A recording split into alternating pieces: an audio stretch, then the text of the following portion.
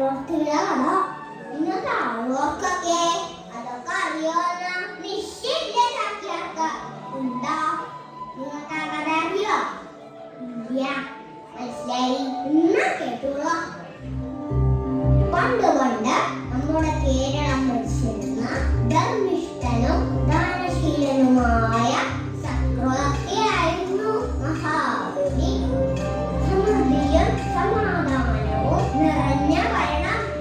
പ്രജകളെല്ലാവരും വളരെ സന്തുഷ്ടർ.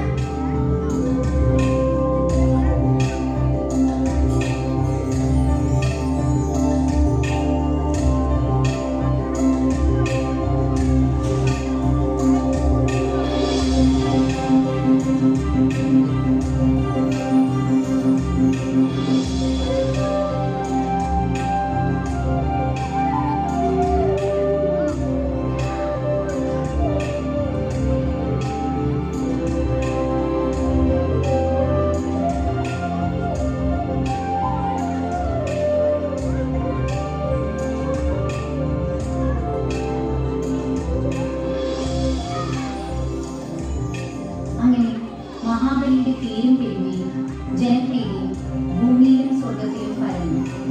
മഹാബലിയുടെ പെരുമയിൽ അസൂയ പൂണ്ട ദേവീന്ദ്രൻ തന്റെ സ്ഥാനമാനങ്ങളെല്ലാം നഷ്ടപ്പെട്ടു പോകുമോ എന്ന് ഭയപ്പെട്ട് വിഷ്ണു ഭഗവാന്റെ മുമ്പിലെത്തി സങ്കടം ബോധിപ്പിച്ചു.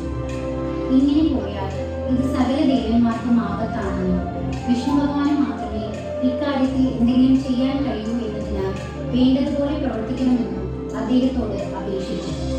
മഹാബലി വലിയ ദാനശീലനാണെന്ന് അറിയാമായിരുന്ന വിഷ്ണു ഒരു ദരിദ്ര ബ്രാഹ്മണ ബാലകനായ വാമനന്റെ വേഷത്തിൽ മഹാബലി അശ്വമേധയാഗം നടത്തുന്ന യാഗശാലയിൽ എത്തുകയും ചക്രവർത്തിയെ മുഖം കാണിക്കാൻ അനുവാദം ചോദിക്കുകയും ചെയ്തു.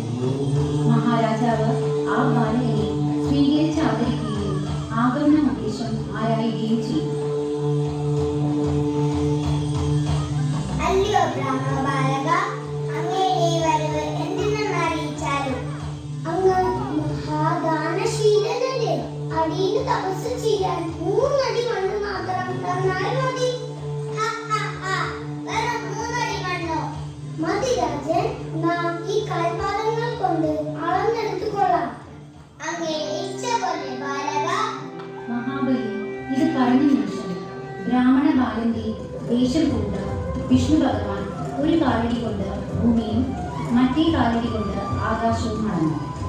3ാമത്തെ കാലടി വയ്ക്കാൻ സ്ഥലം കാണാതെ അദ്ദേഹം ചക്രവർത്തിയോട് ഇപ്രകാരം ആരാഞ്ഞു. രാജൻ, 3ാമത്തെ കാലടി ഞാൻ എവിടെ വയ്ക്കുമെന്ന് പറഞ്ഞാലും. ഭഗവാനെ, അങ്ങാരാണെന്ന് എനിക്ക് മനസ്സിലായി. ഞാൻ എന്റെ വാക്ക് പാലിക്കുന്നു. 3ാമത്തെ കാലടിക്കായി ഞാൻ എന്റെ ശിരസ്സ് നമിക്കുന്നു.